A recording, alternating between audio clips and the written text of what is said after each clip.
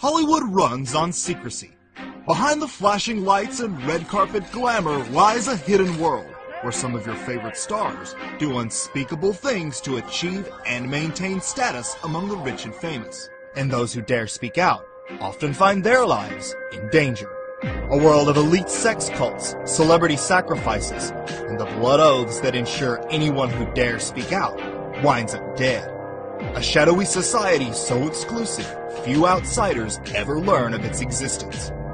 Who are its elite members, and just what does it take to join?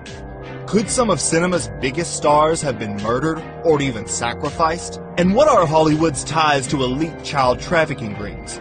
Find out as we explore the dark side of the entertainment industry Hollywood doesn't want you to see.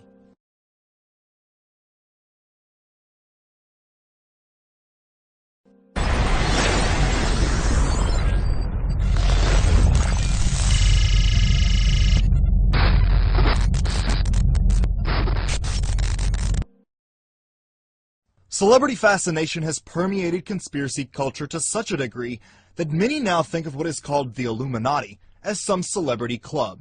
In reality, celebrities are nothing more than well-kept puppets of the elite establishment, barking like a dog upon command to distract the general public. Similar to the bread and circuses of ancient Rome, entertainment creates a valuable distraction for the increasing problems facing today's society. Movies and television serve as a powerful means of shaping culture and ideas.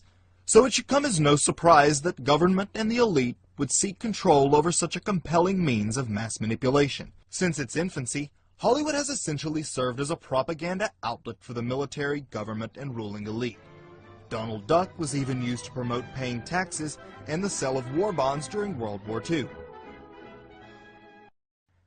The most overt form of control exerted over Hollywood producers is military script approval. Movies often require the use of military-owned vehicles and equipment. In order to use such items, producers must submit their script to a set of military liaison officers who read and require changes. You'll find notes written throughout here. I'll take an email and I'll do up all the pages that I have problems or questions about, and just enumerate those for the producer, and then I email them to the producer and to the Pentagon, our boss up at the Pentagon, so he knows what we're doing and what concerns we have. Even the G.I. Joe cartoon had military consultants, ensuring its young audience had a favorable view of the military. The CIA also requires similar script approval. Besides making billions of dollars worldwide for studios and distributors, movies project perceptions and ideas into the mass subconscious. CIA is primarily interested in Hollywood because Hollywood is one of the principal means through which the establishment in the United States is able to shape public opinion. And the CIA's role is in shaping that narrative and in projecting it into Hollywood and into the public consciousness.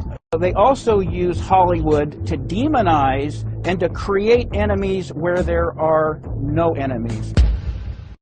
In reality, the nexus of intelligence agencies, secret societies, and the entertainment industry is a tale more lurid than Hollywood's best screenwriters could ever produce. Are there many actors in Hollywood who also moonlight as agents, do you think? I think there are probably quite a few, yes. I think probably Hollywood is full of CIA agents, and we just don't know it. And I wouldn't be surprised at all to discover that, this was extremely common. Years ago, a peaceful orange grove lay through the sun of Southern California. Today, that orange grove is Hollywood, city of dreams for boys and girls all over the world. Desperation. The town runs on it, feeds off it. It is the thick black crude that keeps the Hollywood dream machine running smoothly. Hollywood has no shortage of ambitious newcomers desperate for a mere whiff of fame. Most know about the notorious casting couch, but what few realize is how institutionalized the practice has become within the entertainment industry. I found when I was a 16-year-old, fresh from boarding school, going out into, on the casting couch, I was definitely objectified to an extreme. The kinds of roles and the kinds of things I was expected to do in auditions. I mean, there was one horrific incident where I went back for a second audition, and the director asked me to sit with my legs apart The camera was right between, positioned where it could see up my skirt, to put my leg over the arm of the chair, and before I started my dialogue, think about the character that I was supposed to be having the dialogue with, and how it felt to be made love to by this person. And I was thinking, this is so strange, why would I need to do that? But this is the director, he is talking, there's the casting director. It must be normal. It must be normal. I'm 18 years old, and I'm thinking, this is obviously something that, I was in a protected, there were boundaries. And it turned out that the director who went on to make the film and who I was auditioning for used to show that video late at night to interested parties at his house. A video of me touching myself with a camera up my skirt. So you were abused, but at the time it didn't feel like it. And that was in a professional environment. Casting directors, agents, or producers often make it clear that actors who want the role not only must make themselves available to sleep with that particular power player, but also their network of powerful friends as well. The first thing they're going to do is break you. Nobody in Hollywood gets a pass. If you want to go in Hollywood, it's just not going to one guy get you. They're going to pass you around. All of them.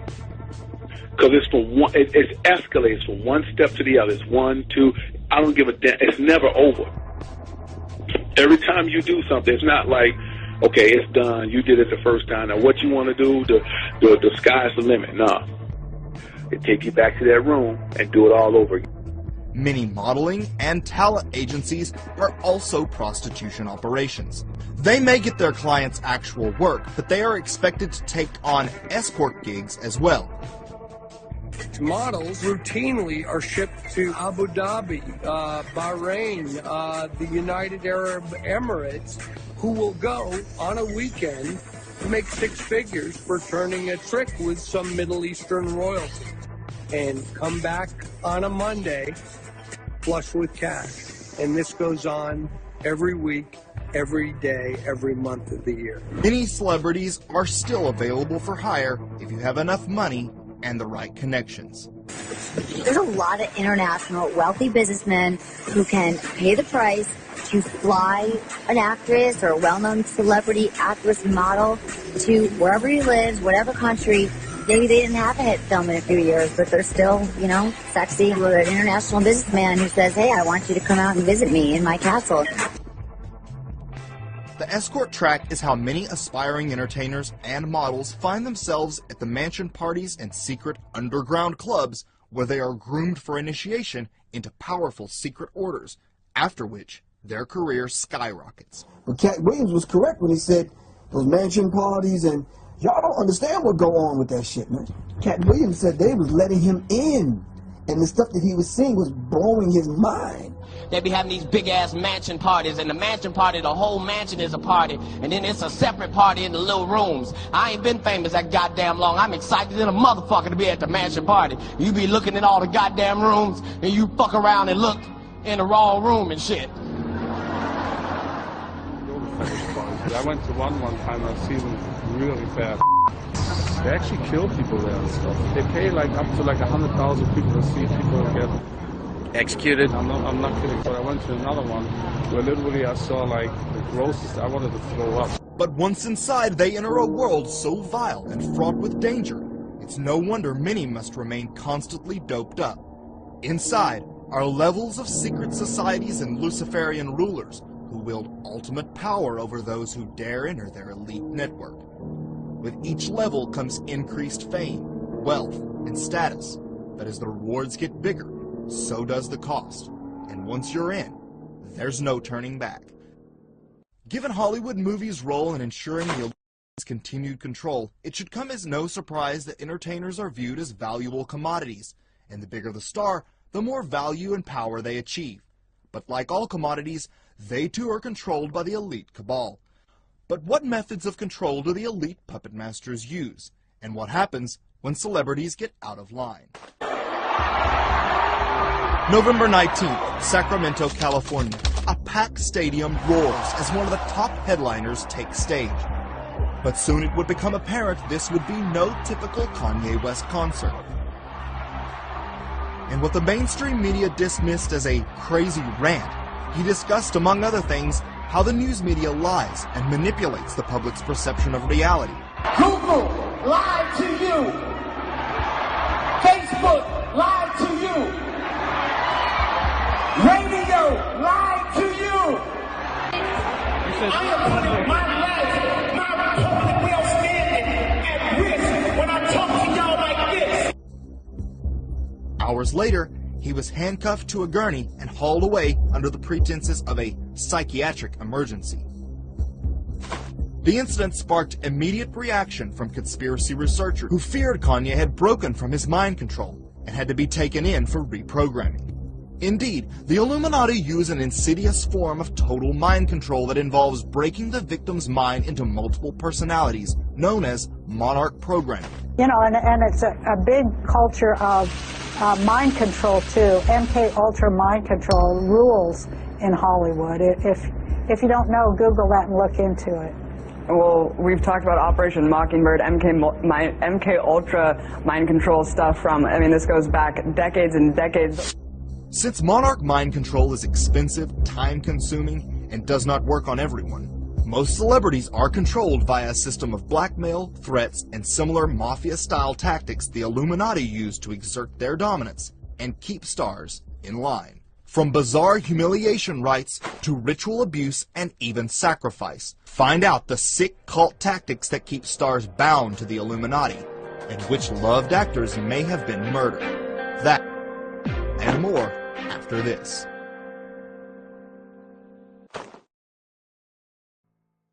Hi, I'm Jay Myers. If you like the films I've been putting out, if you want to help me create quality content that will wake people up, then become a Patreon Insider for only $5 a month. Not only will you be exposing the truth, you'll gain exclusive access to new members-only content and deleted scenes on everything from Prince's death to subliminal advertisements. So head on over to patreon.com and become an insider for only $5 a month.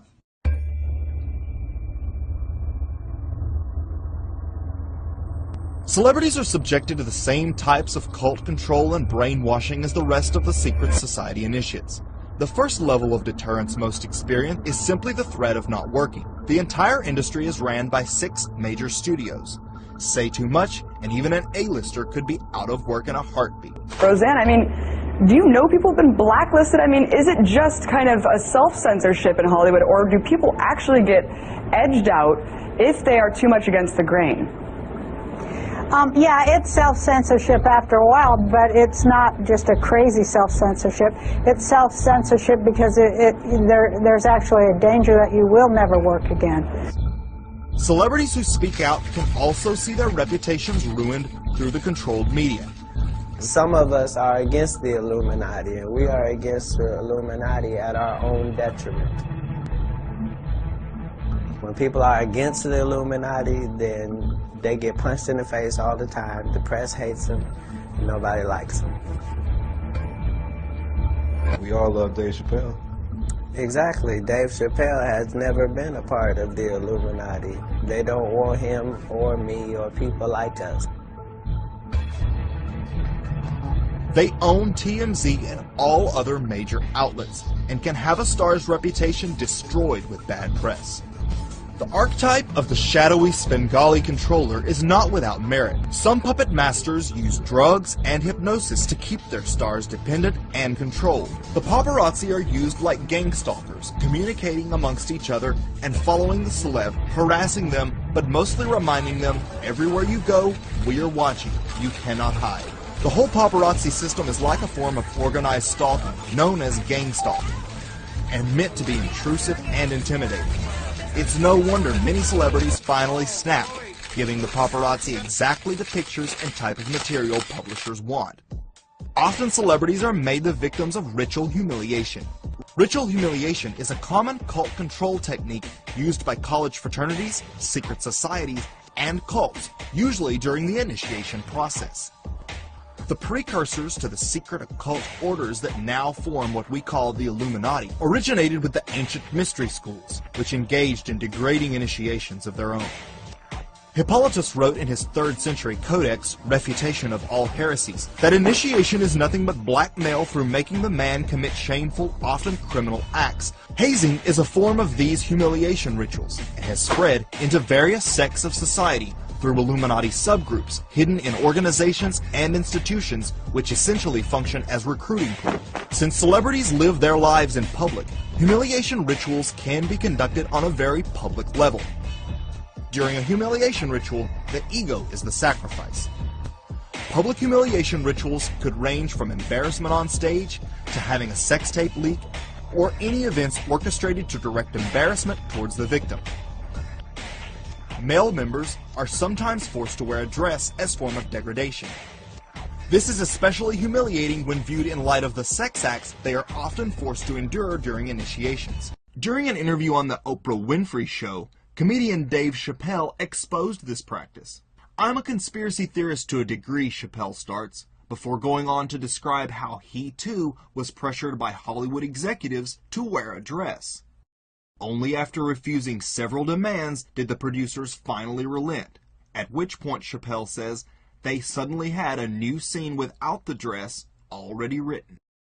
Chappelle seemed to be indicating that this is, in fact, some sort of twisted ritual that those in the industry are often forced to endure. Oprah became visibly uncomfortable and quickly changed the subject. In fact, the clip proved so controversial, Oprah Winfrey Networks had the original version of this documentary taken down over its inclusion. Private humiliation rituals also take place in which initiates are made to eat horribly disgusting things, which is often filmed by the cult. Typically, all initiates, including celebrities, must also engage in gross and demented acts. And then when you get in, it's rituals. Drinking blood, eating poop and drinking urine. Anything that we would think is totally inhuman, abominable, then that's what you must do. If you want to be a celebrity in Hollywood, then your attendance at these parties is going to be mandatory. Because if you want the movie roles coming in, then you've got to keep doing the rituals. You stop going to the meetings and you stop going to rituals, you start slowly losing everything that you had built up. And they don't complain. They get beyond that stage. They don't complain, they do it. I mean, can you imagine? I mean, what do? You go to an underground Hollywood club, a super secret Satanist club. Do they serve feces on toothpicks? These people are nasty. These rituals are most likely filmed for sick pleasure and blackmail purposes. Most disturbingly, celebrities can be physically harmed or even murdered if they go against the cabal. Sadly, some entertainers are simply worth more dead, as albums and movies become more popular after an artist's death. How did you feel when you heard that Sony, I think it was back in the UK, had jacked the prices up of Whitney's album? It reminds me... Within an hour or so of her dying. Yeah, that reminds me of the time I had a manager once who said to me, you know, you're worth more money dead than alive. Okay, so, I am just, by the grace of God, stand I here. In 2010, Randy Quaid and his wife Edie fled to Canada claiming they were refugees and that they were targets of an assassination plot perpetrated by what they call star whackers. We believe there to be a malignant tumor of star whackers in Hollywood. How many people do you know personally who have died suddenly and mysteriously in the past 5 years? I have personally known 8 actors, all of whom I have worked with and was close to. Heath Ledger, Chris Penn, David Carradine among them. I believe these actors were whacked, and I believe that many others are being played to get at their money. But could there be any truth to these allegations? Could Hollywood's secret societies have been responsible for the death of some of America's best-loved stars? August 5th, 1962. Newspaper headlines across the United States and Europe announced the death of one of the most legendary movie stars of all time. One of the most famous stars in Hollywood history is dead at 36. physician, hurriedly summoned, broke a bedroom window, found the actress dead in bed, holding in his... But actress Marilyn Monroe's tragic death would prove to be as mysterious as it was unexpected. She had been having an affair with the current president at the time, John F. Kennedy, and his brother, Bobby, the Attorney General, and she was threatening to make the entire sordid affair public. She said, I'm going to blow the lid off of this whole damned thing. And I asked her what she meant by that. And she said, my involvement with the Kennedys, it goes much deeper than what most people think. Monroe supposedly died of a suicidal drug overdose, meaning she willingly swallowed a handful of pills. However, no pill capsules were in her system, and there was no glass to drink from in the room. Dr. Greenson, he pointed out to me that on a nightstand by her bed there was about 8 prescription bottles that had contained various kinds of prescription drugs. And he goes like this: she must have taken all of these. And he directs my attention to these. And I walk over and I stick my head over and I look down and they're all empty. And we look for a glass that she could have used to swallow these pills, and there was no glass in that room. Here was a girl that had trouble taking an aspirin without a glass of water. And I have never seen her go and take pills or capsules without some type of a liquid. It was with her, she always said, I can't take something unless I've got something to drink it down with. One could never take that many Nembutal without water. The tablets themselves would choke the patient and be so dry and sticky in his mouth he couldn't tolerate it. And without water being present, I don't see how she could have gotten them down. And obviously she didn't get them down because they were never found in her stomach. Marilyn Monroe did not commit suicide. She was murdered. She was a girl that knew too much, and she ended up dead one morning. Heath Ledger's is undoubtedly one of Hollywood's strangest celebrity deaths, and many conspiracy researchers believe the acclaimed actor's demise had all the signs of an Illuminati sacrifice. Kill me. Fresh off filming his most iconic role as Batman's Joker in The Dark Knight, Ledger was found unresponsive in his bed by a masseuse whose first call was not 911, not the police, but none other than Mary Kate Olsen. Olsen promptly dispatched her private security team to the room, who actually made it to the scene before paramedics. One can only speculate what bodyguards were supposed to do about a lifeless man, but theorists suggest they were there to clean up certain evidence from the scene. If she suspected this was a life and death situation, why is she calling Mary Kate first? But then the thing that is really damning here and suspicious, if you want to go to the darkest place of all, which is why did Mary Kate then call her bodyguards and send them to the scene of the death? Many of these security firms act more like fixers, making it so that no matter what their rich and famous client does, it is like it never even happened. They are experts. Hollywood fixers can go back to the golden age. These are shady gumshoe types, not unlike myself, who know how to assess a situation when there's a problem, when irreparable damage can be caused to the celebrity who's involved in something shady, and these are the guys who make the problems go away, hence the name fixers. Mary Kate demanded immunity before she would explain her involvement in the situation. Weekly. All right, Lisa, legally, what is this lawyer doing? Why demand immunity? Well, let's call it what it is. It's suspicious. You only ask for immunity if you have something to hide, right? Some conspiracy researchers believe the actor's death could have been part of some kind of sacrifice. Those who do point not only to the strange imagery found in the movie he was working on at the time of his death, which featured Masonic symbolism and even a noose around his neck. Could Ledger's death have been part of a ritual sacrifice? While shocking to some, such an act would not be without precedent in Hollywood. When we return, the Joker's haunting smile makes its first Hollywood appearance, carved into the victim of one of the nation's most notorious unsolved murders. She wanted out, and you don't get out. The detectives arrive at the scene and they're shocked.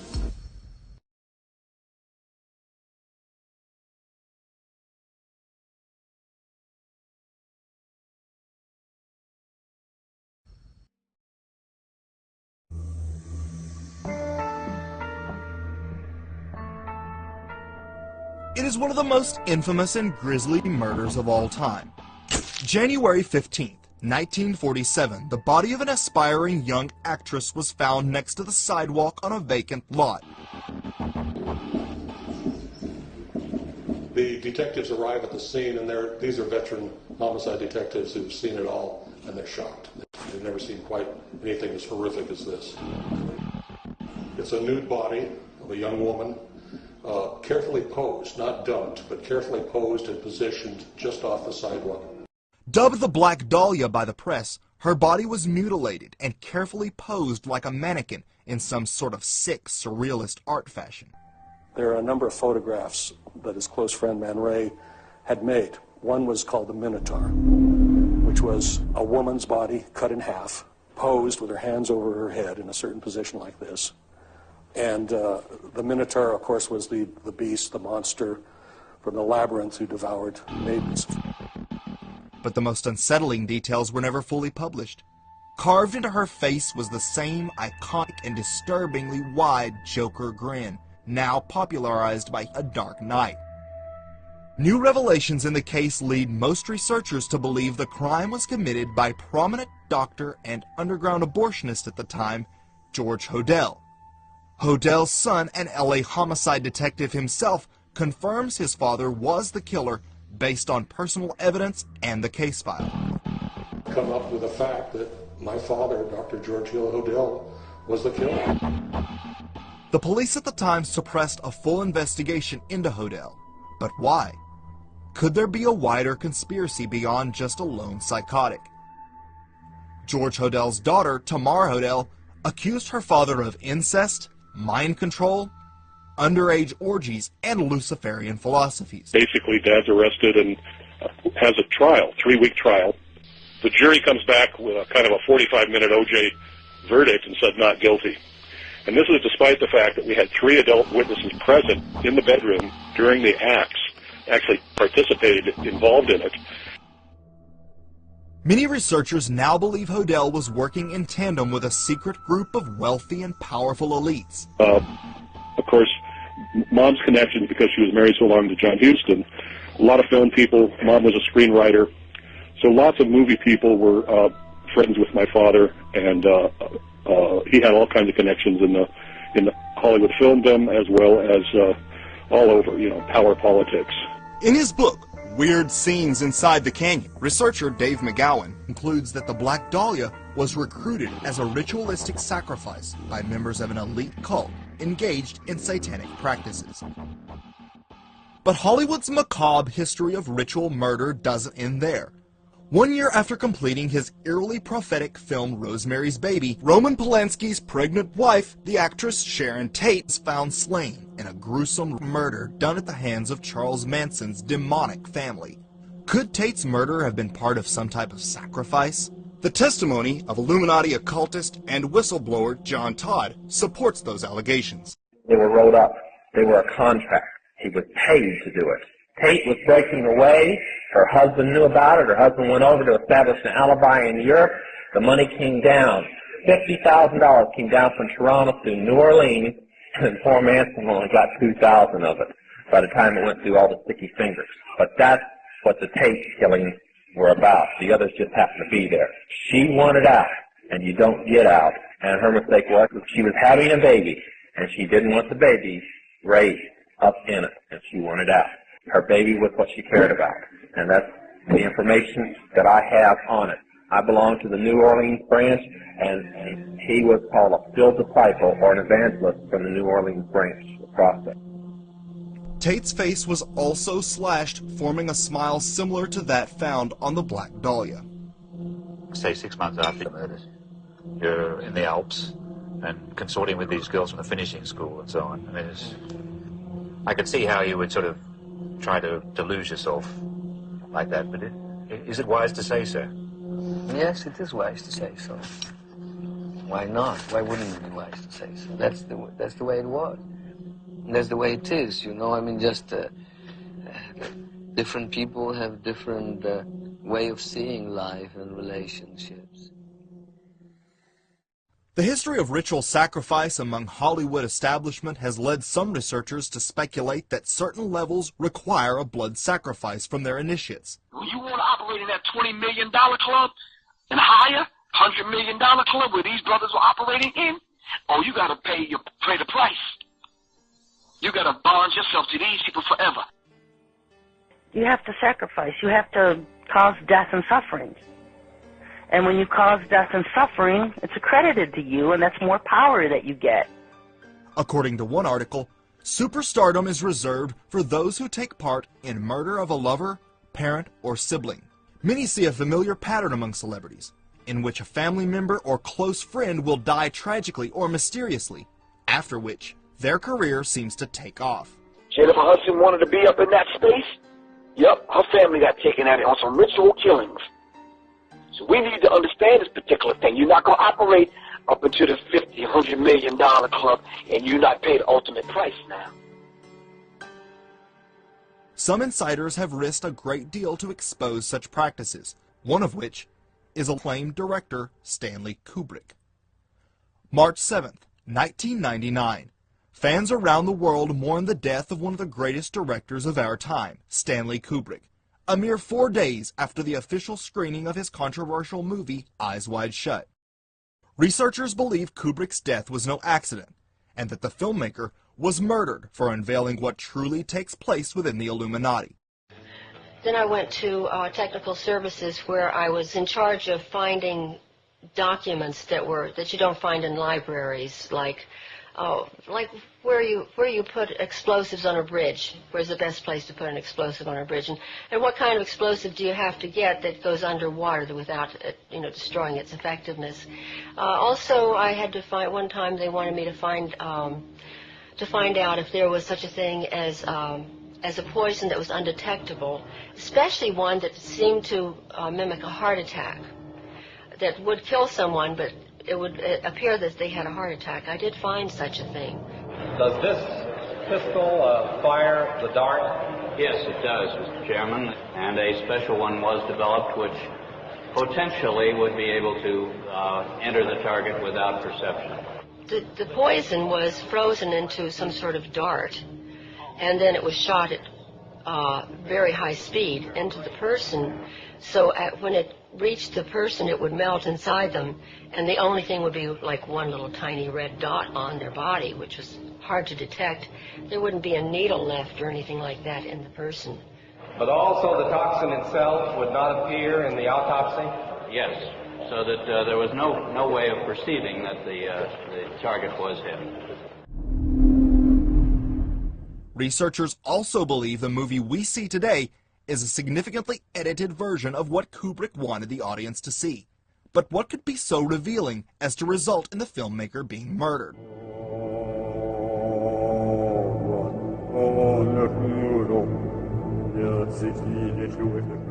The film depicted a New York doctor played by Tom Cruise, who infiltrates an elite mansion party where he finds masked orgies and what appears to be high-level sex slaves, all culminating in a human sacrifice.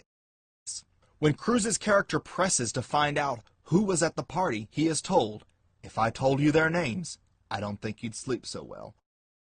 What made the film particularly dangerous to the elite was not so much its portrayal of powerful men having kinky sex, but the fact that it alluded to the much darker, ritualistic sex magic and sacrifice motivating this behavior. Whether or not Kubrick was murdered for his dramatic expose, ritualistic sexual exploitation and human sacrifice is certainly a recurring theme among the higher echelons of Hollywood's elite. With all its bizarre activity and lurid scandals, the fact that Hollywood has a dark side should come as little surprise to most. However, its occult underbelly is still lesser known. Stories continue to surface of sex scandals, murder, and satanic ritual abuse, with none of the pieces ever being put together. What you see from the outside is only the tip of the iceberg, but it goes deep. You see satanic rituals happening, you hear about them from friends. There are culty organizations springing up left and right. People join up with organizations that may not be beneficial for them. Today, decades after Anton LaVey went around luring celebrities like Sammy Davis Jr. and Jane Mansfield into his satanic church, the influence of the dark occult is still as present as ever in Hollywood. There's a bunch of devil worshippers in Hollywood. And there's a lot of black of them, a lot of black folks too. And they be throwing up them signs, you see them, this, that, all of them. Watch the rappers, watch them folks. It's scary.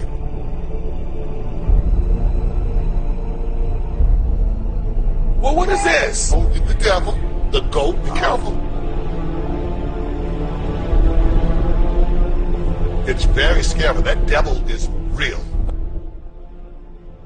A strange invitation to something called a spirit cooking dinner in the Podesta WikiLeaks sparked internet investigations which shed light on a demented yet artistically celebrated Marina Abramovic, whose artwork consists of her mutilating herself, carving pentagrams into herself, and other such acts. This insane woman holds sick rituals she calls spirit cooking, which involve themes of Crowley Satanism, specifically cannibalism. Our next question is by Marina Abramovic. I am obsessed with this woman. She is so incredible.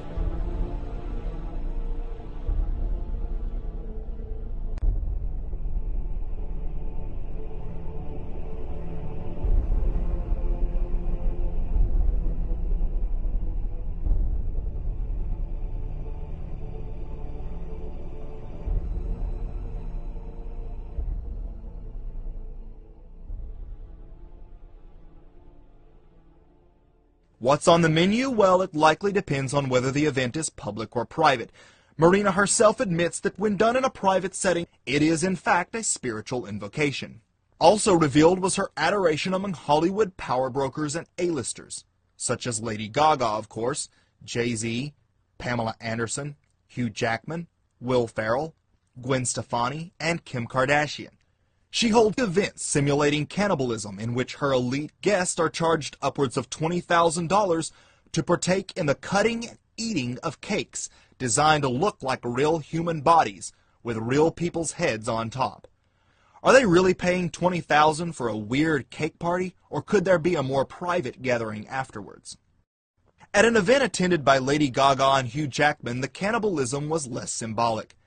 A-list attendees equipped with spoons scraped syrup from a naked woman's body. The naked person's natural oils and dead skin cells are scraped off and trapped in the syrup, which they then eat. This reflects the Gnostic philosophy of doing something such as cannibalism on a minor level before actually doing it in full.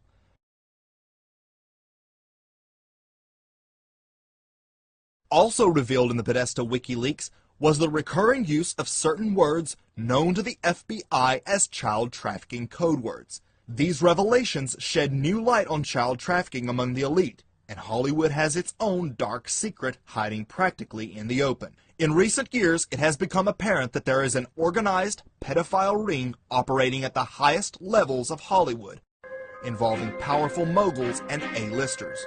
The people that did this to both me and Corey that are still working, they're still out there, and they're some of the richest, most powerful people in this business. When we return, the disturbing underbelly Hollywood doesn't want you to see. What's the big secret? Well, Nicole Kidman's daughter had her arms crossed and she was leaning against a wall and sneering at me.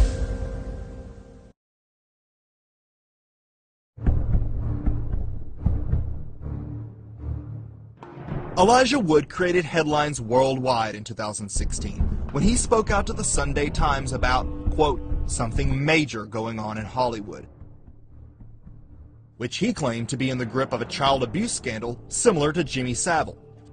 Savile was England's most prolific sexual predator, preying on children, the elderly, and even the dead. But it was Wood's final comments on the matter that alluded to even darker aspects. It was all organized. There's a darkness in the underbelly, he continued ominously. If you can imagine it, it's probably happened. Wood has without a doubt been privy to a side of Hollywood most will never see, and has likely heard whisperings of some of the ritualistic abuse going on in elite enclaves within Hollywood. But Wood's revelations are hardly shocking given the sordid stories that have surfaced regarding sexual predators in the entertainment industry. Corey Feldman has no idea what it's like not to be famous. He was just 3 years old in this McDonald's commercial. McDonald's gift certificates. His roles defined the 80s. I literally was famous before I knew my own name. But being famous so young, he says, caused serious damage to him and his friends. I can tell you that the #1 problem in Hollywood was and is and always will be pedophilia. That's the biggest problem for children in this industry. The casting couch even applies to children. Oh, yeah. Not in the same way. It's all done under the radar. Nobody talks about pedophilia. It's the big secret. And it's widespread? Oh, yeah.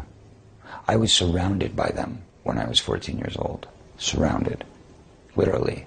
Didn't even know it. It wasn't until I was old enough to realize what they were and what they wanted and what they were about and the types of people that were surrounding me till I went, oh my God, they were everywhere like vultures. Vultures who Feldman says abused him and his best friend, the late child actor Corey Haim, his co-star in The Lost Boys. Feldman says the trauma of that pedophilia contributed to Haim's death. There's one person to blame in the death of Corey Haim, and that person happens to be a Hollywood mogul. And that person needs to be exposed, but unfortunately I can't be the one to do it. But the person that knows who did it and knows who he is watching right now, I guarantee you. Yeah. There was a circle of older men that surrounded themselves around this group of kids. And they all had either their own power or connections to great power in the entertainment industry. I'm saying that there are people that were the people that did this to both me and Corey that are still working, they're still out there, and they're some of the richest, most powerful people in this business. And they do not want me saying what I'm saying right now. Are you saying that they're pedophiles? Yes. And that they're still in this business? Yes. That's what, yeah. You talk to parents. They want me here right now. Trust Corey, me. they're dead. They're dead. What I'll tell you, don't go into it with naivety. Don't go into it thinking that it's all roses and You're sunglasses and damaging an entire industry. I'm sorry, I'm not trying to. I'm just trying to say that it's a very important, serious topic.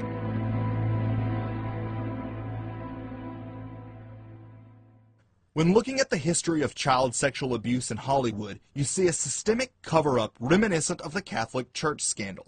Many in the entertainment industry knew Haim and Feldman were being abused, and no one spoke up or did anything to stop it. People talked about it like it was no big deal, admitted Little House on the Prairie star Allison Ingram. The word was, they were being given drugs and being used for sex. It was awful. These were kids, she said.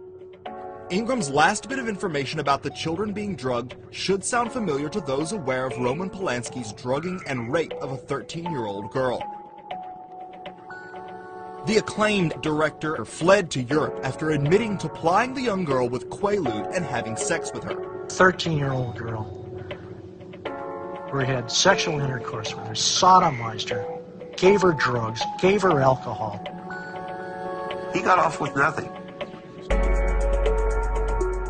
Nevertheless, the Hollywood establishment remains enamored with Polanski and want him to return. And the Oscar goes to Roman Polanski.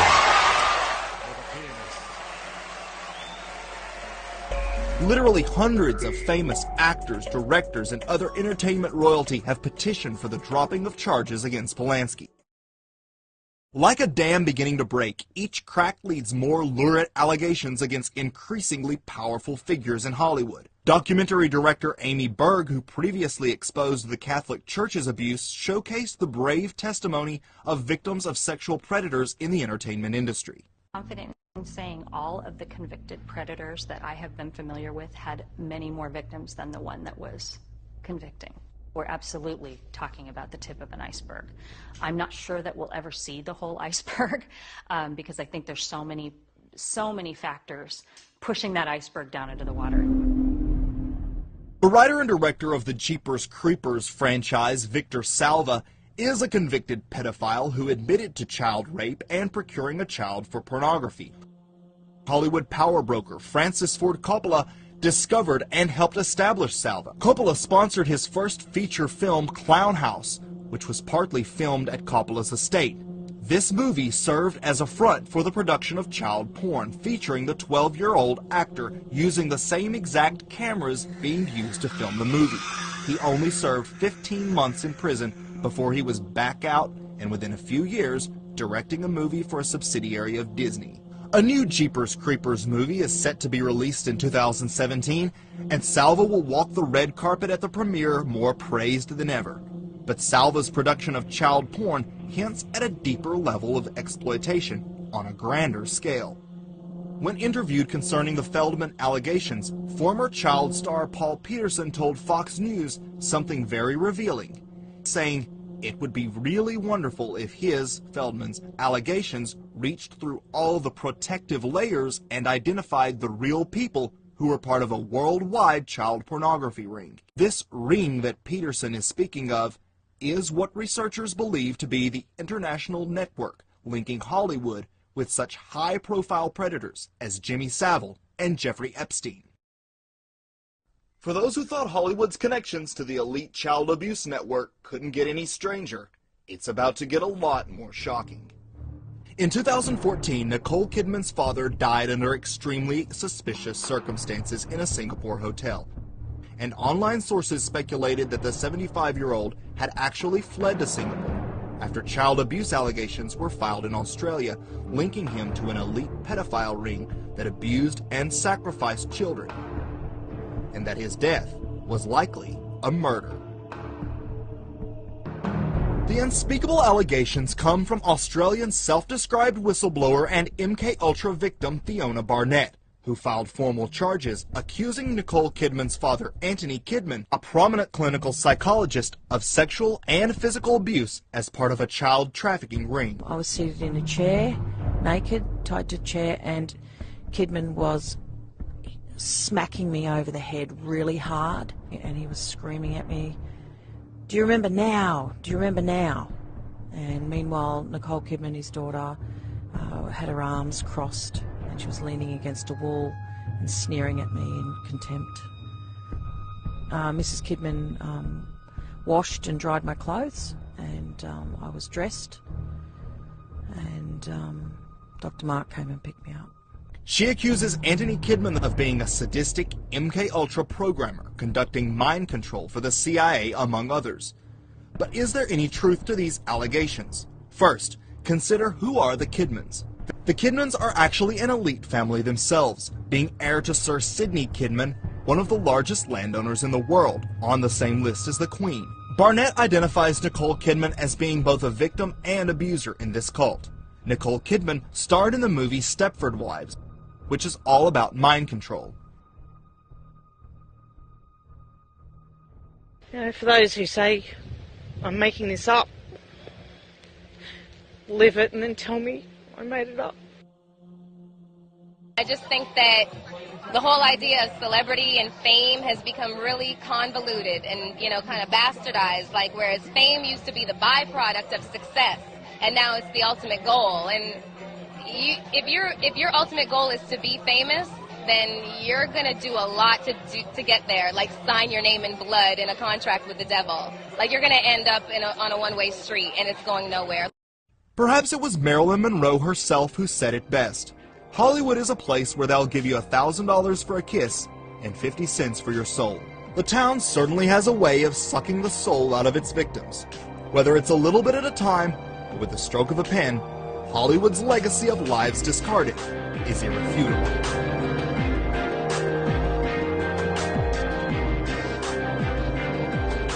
Thanks for watching. Be sure to subscribe and check out my other documentaries. Have your own theory or entertainment industry story to tell? Share with us in the comments section.